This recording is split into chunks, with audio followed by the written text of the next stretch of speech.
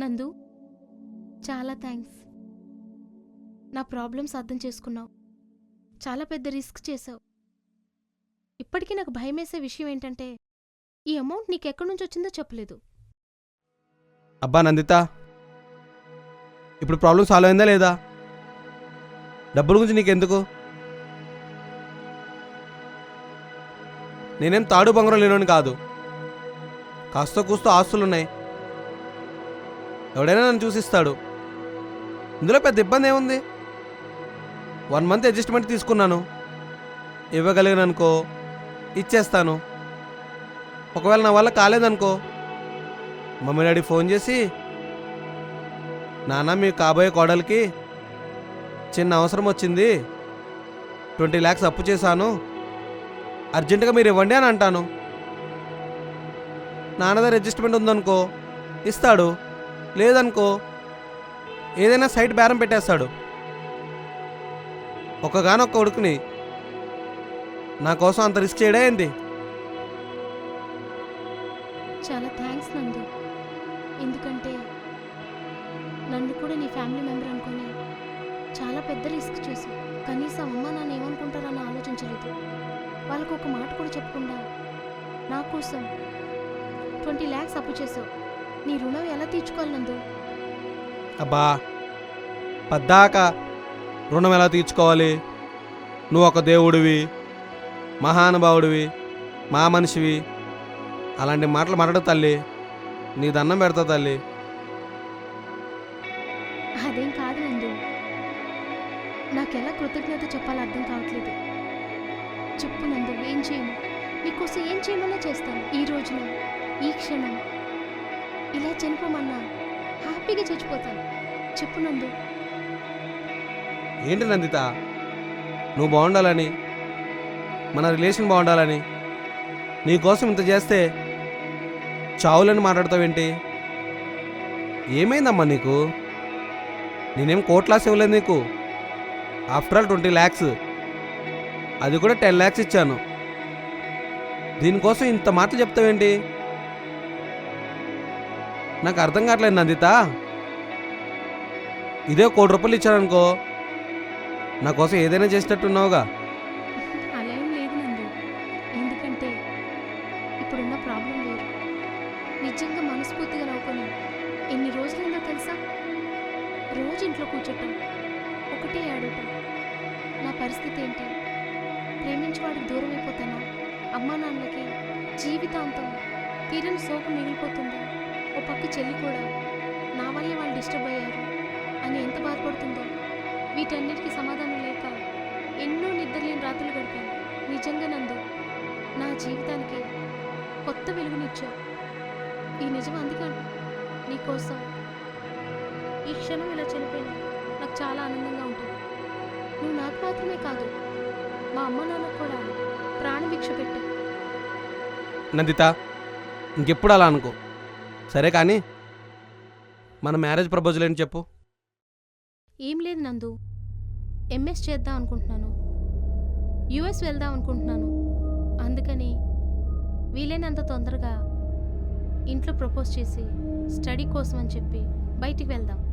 అప్పుడు 2 years study అయిన తర్వాత హ్యాపీగా ఇద్దరికి జాబ్స్ వస్తే అప్పుడు మ్యారేజ్ చేసుకుందాం. లైఫ్లో సెటిల్ అయిపోవచ్చు కదా. బాగానే ఆలోచించవురా. మరేమనుకున్నావు? ప్రేమ, పెళ్ళి అన్నీ ఆసమాస అనుకున్నావా? ఒక విషయం చెప్పినా నందు, లైఫ్లో ప్లానింగ్ పర్ఫెక్ట్ లేకపోతే ఎంత ప్రేమ ఉన్నా గొడవలు స్టార్ట్ అవడానికి ఎంతో టైం పట్టదు. అందుకని ఒక పర్ఫెక్ట్ ప్లానింగ్తో ఉన్నామనుకో లైఫ్ చాలా బాగుంటుంది. చాలా థ్యాంక్స్ నందిత. మనం బాగుండటం కోసం లైఫ్ని ఇంత బాగా డిజైన్ చేసావు. నా జీవితంలోకి ఇంత అర్థం చేసుకునే అమ్మాయి రావడం నిజంగా హ్యాపీగా ఉంది.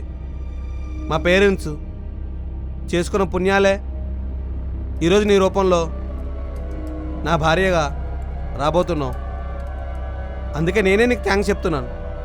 సరే కానీ ఇలా ఒకరికొకరు థ్యాంక్స్ చెప్పుకోవడం కాదు, ఈవినింగ్ ఎక్కడికైనా సరదాగా మంచి రెస్టారెంట్కి వెళ్ళి కడుపు నిండా మంచి ఫుడ్ తిని హ్యాపీగా వచ్చేద్దాం.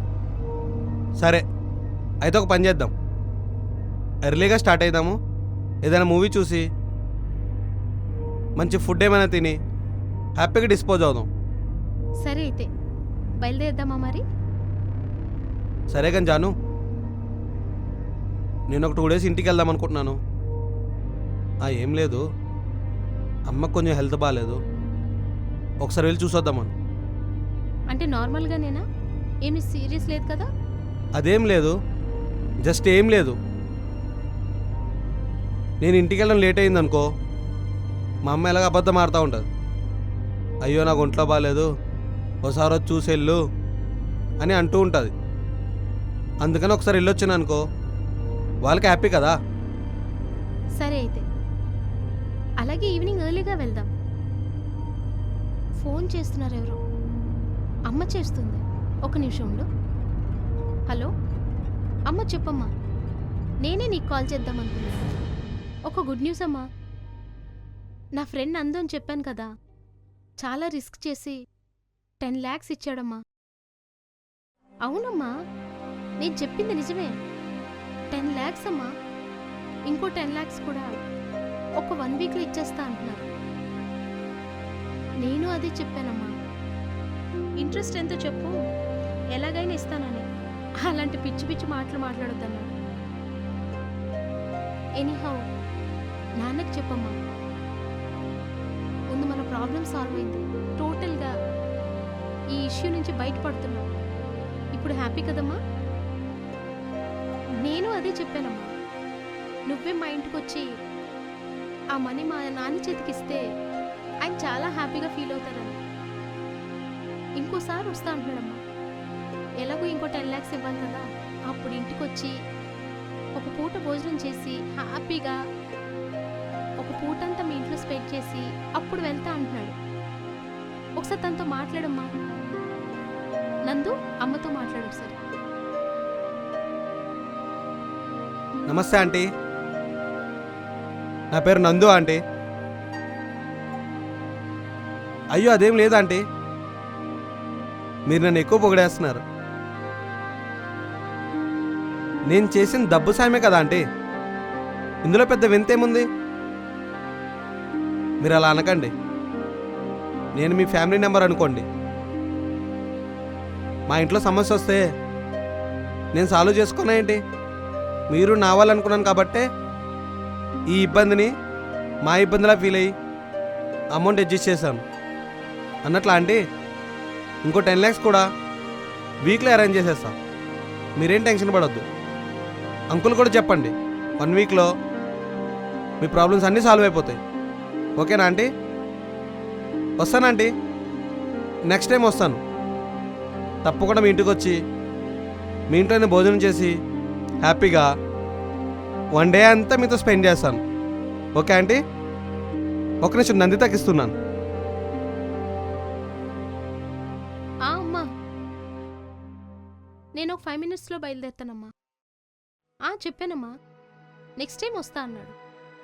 ఓకే అమ్మా, నేను బయలుదేరగానే ఫోన్ చేస్తాను.